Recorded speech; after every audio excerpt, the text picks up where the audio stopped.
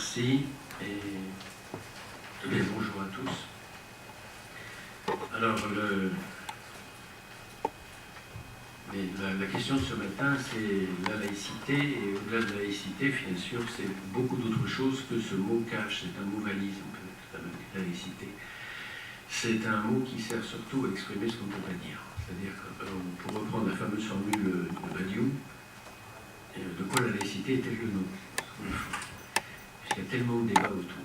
Et le deuxième point que je voudrais dire, d'entrée de jeu, c'est combien il est manifeste que la laïcité cache un malaise en France. La preuve, c'est la tenue de ce débat, ce matin. La crispation autour de ce débat, le boycott dont il a fait l'objet, l'interdiction de l'annulation de ce débat dans un premier temps, puis son rétablissement dans un deuxième temps durant la même semaine, les appels au boycott d'un certain nombre de partis, de syndicats, etc., la diabolisation de Philippe Val et de moi-même sur les réseaux sociaux, je l'ai lu encore ce matin, un tract distribué à l'entrée de l'ESP. Ça en dit long sur quoi? Sur nous? Non, bien sûr que non, ça en dit long surtout sur l'état du débat intellectuel en France et sur la crispation de ce débat. Alors, je vais quand même recentrer maintenant le propos dans les 30 minutes qui me sont imparties sur 3 points, parce que je n'ai pas le temps d'en voir plus, hein, de toute façon on a le temps de débattre ensuite des autres questions.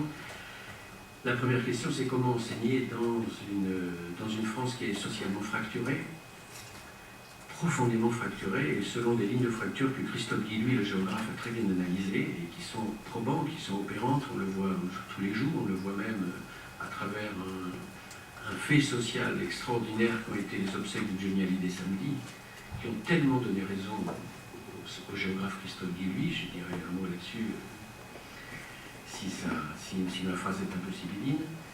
Le deuxième point, c'est ces quartiers de ségrégation ethnique, car il y a des quartiers de ségrégation ethnique en France, oui, un véritable quartier de relégation ethnique, socio-ethnique, je dirais, ont-ils été abandonnés par l'État? Et le troisième point, qu'en est-il? Il n'y a pas forcément de lien entre les deux, attention.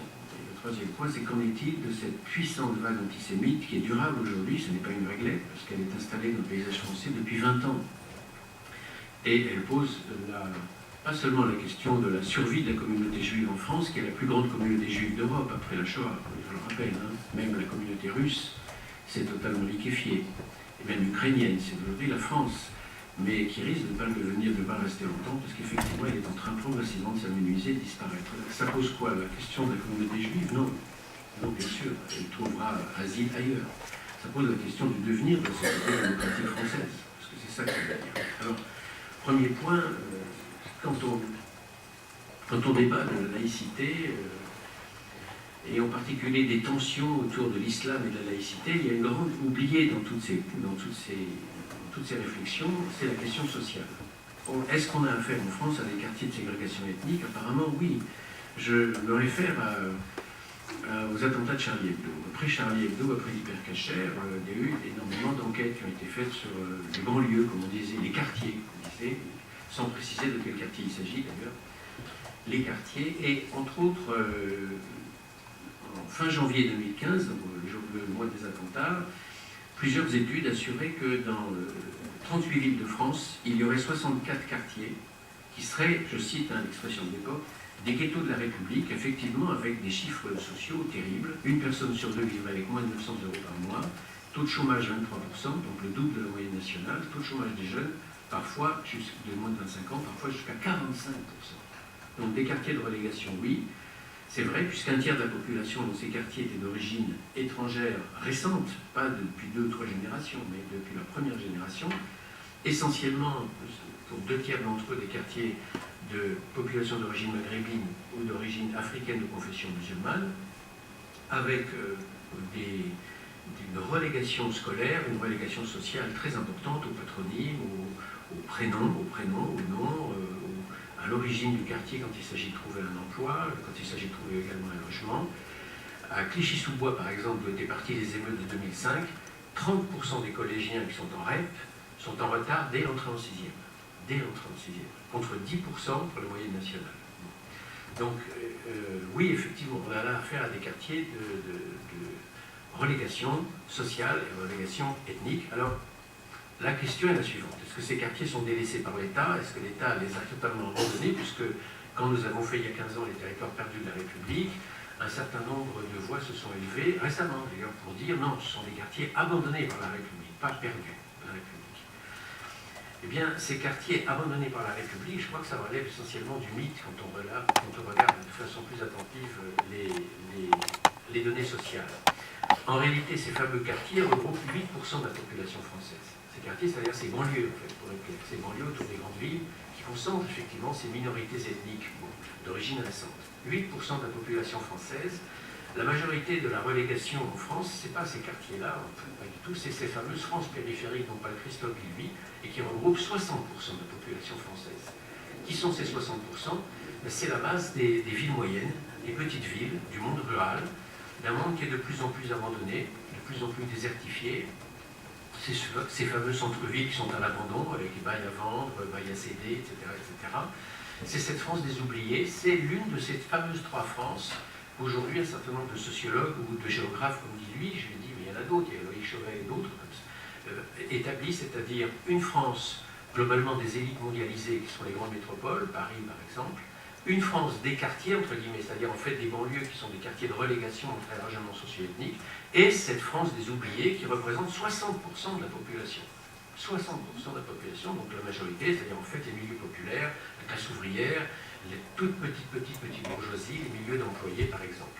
Je vais prendre un exemple simple concernant ce mythe de quartier abandonné par la République, abandonné par l'État. En 2008, Le Monde relevait que le seul département de la Seine-Saint-Denis, le fameux 93, qui est montré comme un emblème, si vous voulez, de ces quartiers abandonnés, avait reçu cette année-là 174 déplacements ministériels. La ville de Grigny, qui est effectivement l'une des villes les plus dures de la banlieue sud de Paris, en Essonne, avait bénéficié ces 20 dernières années, donc entre 1995 et 2015, le chiffre est de 2015 seulement, de financement de l'État à 100%. Et 350 millions d'euros avaient été investis dans la rénovation urbaine de la ville. Donc parler de quartiers abandonnés, ne serait-ce que sur le plan financier, ça n'est pas tout à fait la réalité quand on regarde les chiffres quels qu'ils soient. Bolem Sansal, quand on lui avait posé la question après les attentats de Charlie Hebdo et d'Hypercacher, des explications sociales à la radicalisation islamiste, puisque c'est comme ça qu'on dit, je reprends l'expression, il avait dit au Progrès de Lyon, je le cite, le 27 janvier 2015, « Je ne crois pas aux explications de ceux qui mettent en avant la misère sociale comme terreau premier du djihadisme. » Fin de citation. On peut en discuter, bien sûr. Alors la question sociale, pour autant, elle existe, et c'est dans ce monde-là, dans ce monde fracturé français, qu'il va falloir enseigner, et qu'il faut enseigner aujourd'hui. Et qu'est-ce que c'est que ces trois France dont je parlais à l'instant? Ces trois France, je l'ai dit, donc c'est cette France des grandes métropoles et des élites mondialisées, cette France qui est très largement coupée des milieux populaires et qui les comprend mal et qui les comprend peu, et qui précisément a tendance à les stigmatiser.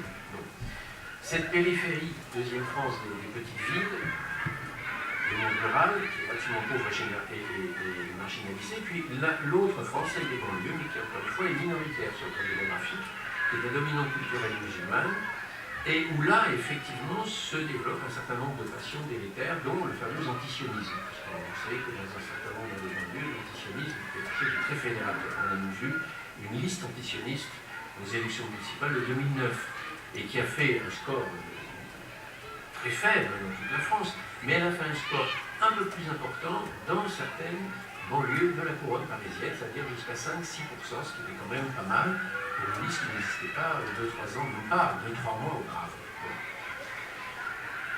Voilà la fameuse coupure. Ce n'est pas une coupure très nouvelle. Souvenons-nous de la campagne électorale qu'avait Jacques Chirac emporté en 1995. On avait vu la fameuse fracture sociale. C'était une formule d'Emmanuel Todd dont Jacques Chirac s'était servi.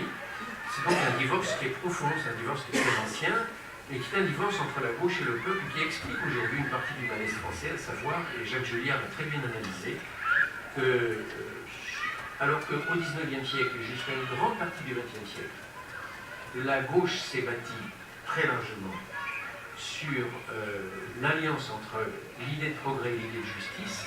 Aujourd'hui, globalement, une grande partie des milieux populaires a déserté la gauche. Tout le monde le sait aujourd'hui, puisque le Front National est le premier parti ouvrier de France. Ce n'est plus le Parti communiste, ce ne sont plus les mouvements de gauche, quels qu'ils soient, d'ailleurs même les mouvements de Jean-Luc Mélenchon. parce que ces milieux populaires ont déserté la gauche parce qu'il n'y a plus adéquation entre justice et progrès. C'est-à-dire que ces milieux populaires ont le sentiment que le progrès n'est plus porteur de justice.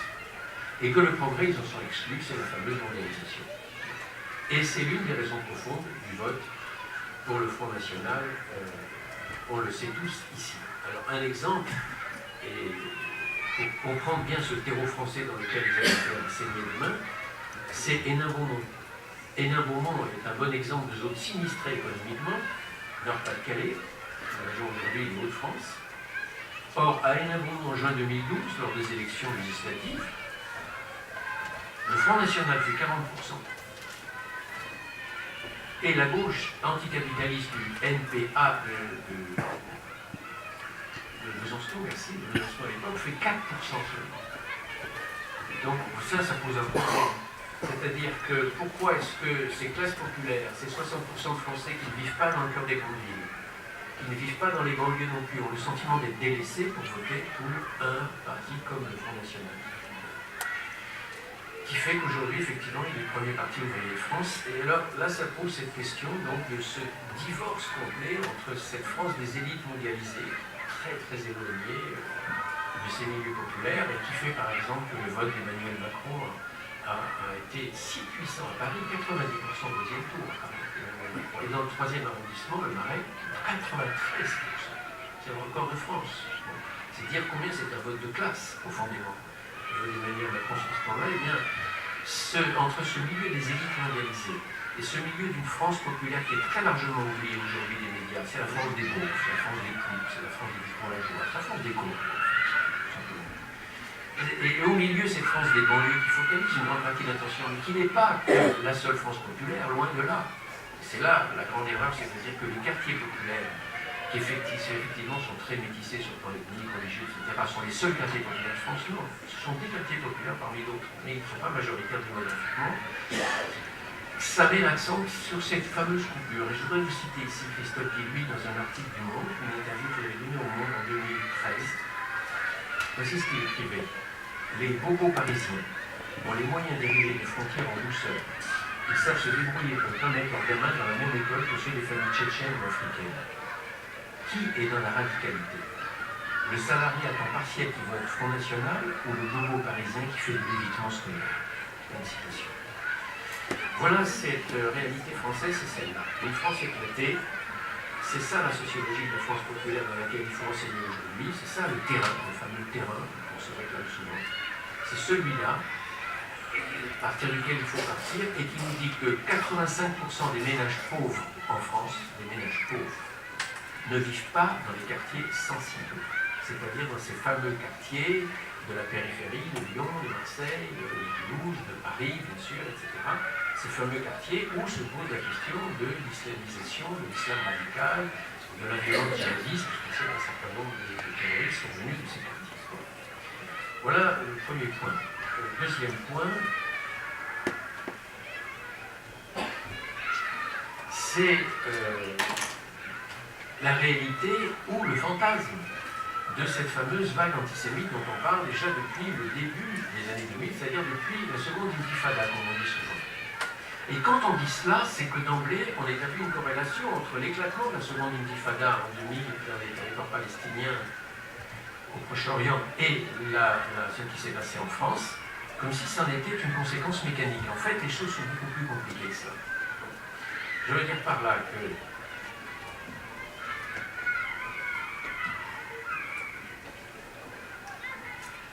si on s'en tient aux chiffres, oui, la corrélation est évidente. Et en même temps, si on poursuit l'analyse des chiffres de 2000 à 2016, la corrélation n'est plus du tout évidente. Ce que je veux dire par là. Je veux dire par là qu'en gros, dans les années 80-90, on avait une moyenne d'une centaine d'actes antisémites par an en France. J'ai les chiffres exacts sous les yeux, 80 en 1998 et 82 en 1999. En gros, c'était stable. Et puis brutalement, c'est la flambée. Là, réellement, c'est effectivement l'intifada au prochain. 744 en 2000. 936 en 2002. En 2002, on est en pleine opération israélienne dans les territoires occupés palestiniens. 974 en 2004. 832 en 2009. 851 en 2014. Oui, mais ce qu'on constate, c'est que sur toute la période, effectivement, il y a des pics à chaque fois qu'il y a de la tension prochaine entre Israéliens et Palestiniens. Par exemple, c'est l'affaire de Gaza en 2014, c'est très net. Mais on constate que même durant les années où il ne se passe strictement rien, des années entre 2006 c'était le Hezbollah, 2014 c'était le Hamas à Gaza, il y a eu une offensive plus limitée en 2009. En dehors de ces 3 années-là, ce sont des années plutôt calmes. Et en fait, durant ces années calmes, le chiffre ne retombe jamais. C'est-à-dire qu'il ne retombe jamais au-dessous de 500. Autrement dit, on est même dans les années de calme total au Proche-Orient, où l'actualité ne fait pas parler, on ne met pas Israël et la Palestine sur le devant de scène, on a plus de 500 actes antisémites. C'est bien qu'il y a une déconnexion. C'est-à-dire qu'il y a réellement un problème de fond structurel que l'actualité proche-orientale réactive violemment, mais elle n'en est pas l'origine. Elle n'en est pas l'origine, pourquoi? Parce que ça pose une question plus large, et c'est là où on entre dans le déni de réalité. C'est pas une matinée qu'il faudrait, c'est une semaine de vote en France. Le déni de réalité qui fait qu'on ne peut pas dire un certain nombre de réalités sociales et politiques en France aujourd'hui, tant la pensée et la parole est censurée. Tant on a peur de parler, tant on a peur de penser. À certains égards, ça m'est arrivé personnellement, puisque comme Philippe Val, j'ai été devant la 17e chambre, on a le sentiment, quand on vit un procès comme celui qui m'a été fait, de vivre un moment de Kundera. On est dans une atmosphère à la Kundera, sur le fond. Qu'est-ce que je veux dire par là? J'entre dans le vif du sujet.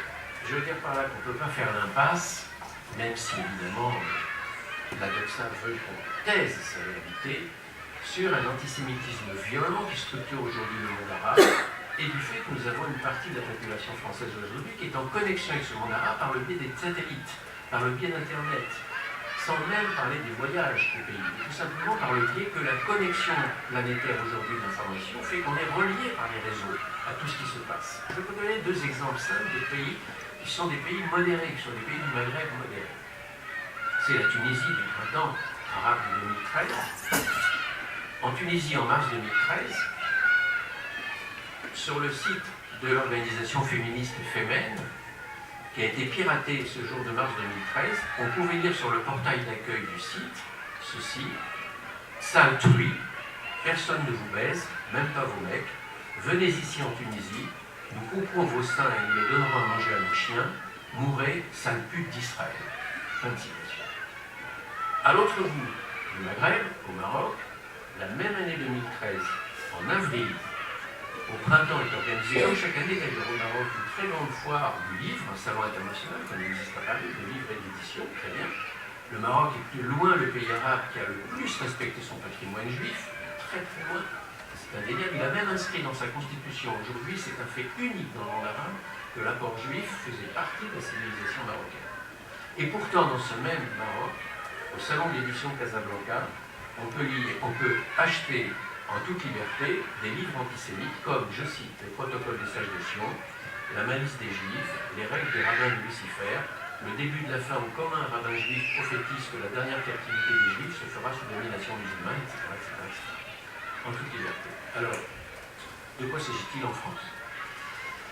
En France, c'est pas ce à quoi on assiste depuis 16 ans, c'est pas le retour de l'affaire Dreyfus, c'est pas le retour des années 30, pas du tout, c'est un phénomène nouveau. Donc la première chose à faire, c'est d'abandonner les schémas historiques du passé et d'arrêter de regarder le présent dans le rétroviseur. Nous ne vivons pas le retour des années 30, c'est très différent, nous ne vivons pas le retour d'un fascisme à la française, nous ne vivons pas le retour de l'action française, et encore moins du nazisme. Alors là, c'est totalement absurde.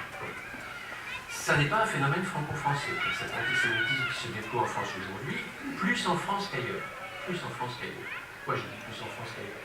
Parce qu'en Europe, qu'on le veuille ou non, nous sommes le seul pays où 14 juifs ont été assassinés en tant que juifs depuis 2006, depuis une année et demie. Vous faites le bilan, ça fait 14. Après une année et demie, l'hyper cachère, les 4 tués au musée juif de Bruxelles par un Français. Je rappelle que l'État est là-bas parce qu'il n'y avait pas de surveillance au musée juif de Bruxelles, tandis qu'à Paris, il surveillait le musée.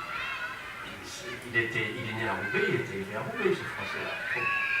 L'hyper cachère, etc. Bon, enfin, au total, ça fait 14 en comptant Sarah Halimi, la dernière victime en date. Bon. C'est un phénomène qui est aussi évidemment directement corrélé aux migrations de population. Ça aussi, ça fait partie des choses difficiles à dire. Et pourtant, c'est une réalité. Je prends un exemple simple qui n'est pas français, qui est allemand aujourd'hui, mais il faut tenir compte de cette réalité, sinon on met la tête dans le sable et on applique la profession d'intellectuel, c'est autre chose. Enfin, c'est votre métier. Mais on n'a pas de profession d'intellectuel quand on refuse de voir le réel, quand le réel nous donne tort. Ça, c'est le béaba de la vie intellectuelle. Quand le réel nous donne tort, on le regarde quand même dans la France.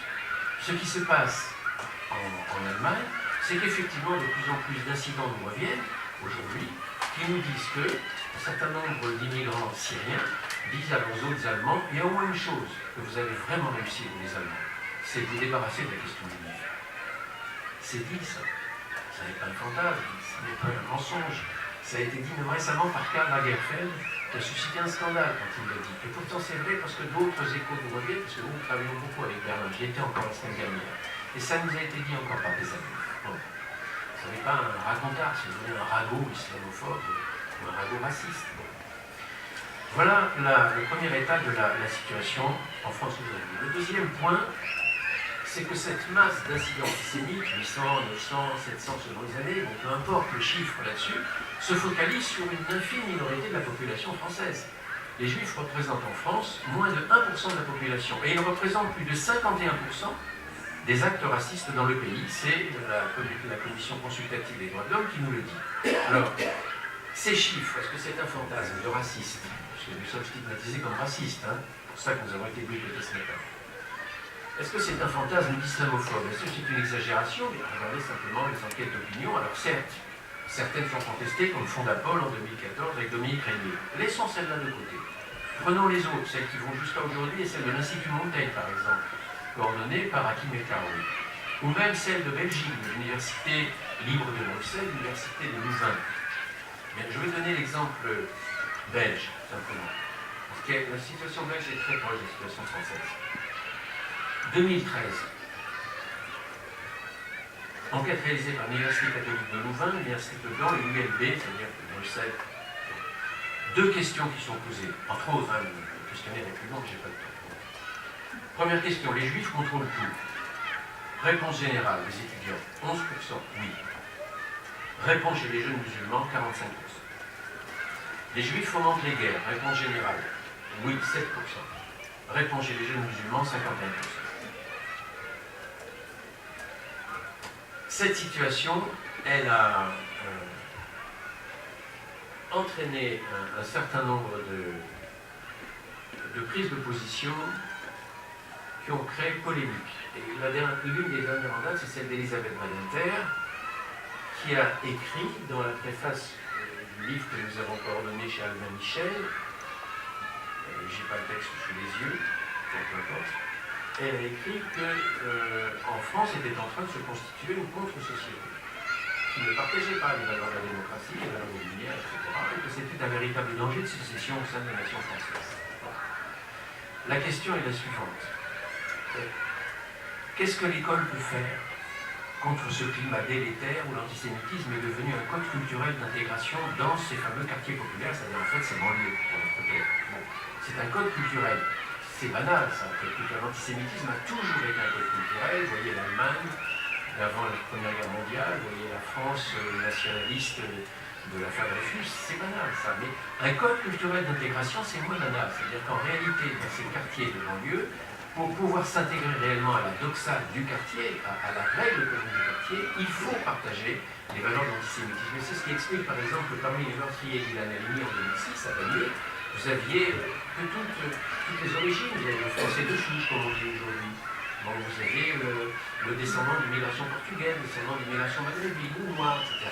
Mais tous communiés dans la même détestation des juifs. Bon, c'est devenu vraiment un code. Alors, d'où ça vient? Bien, ça vient d'une matrice culturelle. Cette matrice culturelle, il faut la dire. Et ça n'est pas parce qu'on ne dit pas un problème qu'on le fait disparaître. Et ça n'est pas non plus parce qu'on dit un problème qu'on le fait exister ou qu'on en est responsable. Celui qui dénonce l'incendie n'est pas le pyromane. Le véritable pyromane, c'est celui qui se cache les yeux dans le sable pour dire il n'y a rien. Circuler, en réalité, tous ceux qui crient aujourd'hui au feu sont des pyromanes. Non, c'est pas comme ça que ça fonctionne. Je voudrais ici citer des exemples à bon, mais je voudrais citer simplement 3 exemples. Quand je dis une matrice culturelle, oui, il y a une matrice culturelle puissante en matière d'antisémitisme dans le monde arabe d'aujourd'hui et entre autres dans le monde maghrébin qui nous concerne nous directement, forcément. 3 exemples. Karim Akouche est un dramaturge algérien. En septembre 2016, il y a un an, il écrit sur Internet ceci. Voulez-vous devenir une vedette dans la presse algérienne arabophone? C'est facile, prêchez la haine des Juifs. Je suis un rescapé d'école algérienne, dit-il. On m'y enseignait à détester les Juifs. Hitler était un héros. Les professeurs en faisaient l'éloge. Après le Coran, Mein Kampf et les protocoles des sages de Sion sont les livres les plus lus dans le monde musulman. Fin de citation. 14 ans plus tôt, le chanteur du groupe toulousain Najib Cherfi, qui a écrit un beau livre récemment sur ça parle de Gaulois, oui, je veux dire. Najib Cherfi donne une interview au Nouvel Observateur. Janvier 2002, on était à l'époque de l'Intifada. Et il disait ceci aux journalistes. Quand j'étais petit, on n'aimait pas les juifs. Mes parents étaient antisémites, comme on l'est au Maghreb. Le mot juif en berbère, c'est une insulte. Ce n'était pas une question de Palestine, de politique. C'était comme ça. On n'aimait pas les juifs, sauf ceux qu'on connaissait. Fin de citation. Et plus près de nous, on se souvient de Sofiane Zitouni, professeur de philosophie, qui enseignait au lycée Averroès de Lille quelques mois de l'année scolaire 2014-2015, lycée sous contrat à Lille, l'association. Il en a démissionné avec fracas, après Charlie Hebdo, parce qu'on lui avait embauché une télé en Libération. Et au moment de sa démission, il a dit ce qu'il avait sur le cœur, il ne pouvait plus rester dans cet établissement, et voilà ce qu'il déclare, c'était dans Libération, le 6 février 2015, pourquoi j'ai démissionné du lycée Averroès, voici exactement ce qu'il dit. En plus de 20 années de carrière en milieu scolaire, je n'ai jamais entendu autant de propos antisémites de la bouche d'élèves dans un lycée. Un élève de terminale lettres osa me soutenir un jour que la race juive est une race maudite par Allah. Beaucoup de savants de l'islam le disent, disait-il. Cet antisémitisme quasi-culturel du nombre d'élèves du lycée Averroès s'est même manifesté un jour que je commençais un cours sur le philosophe Spinoza.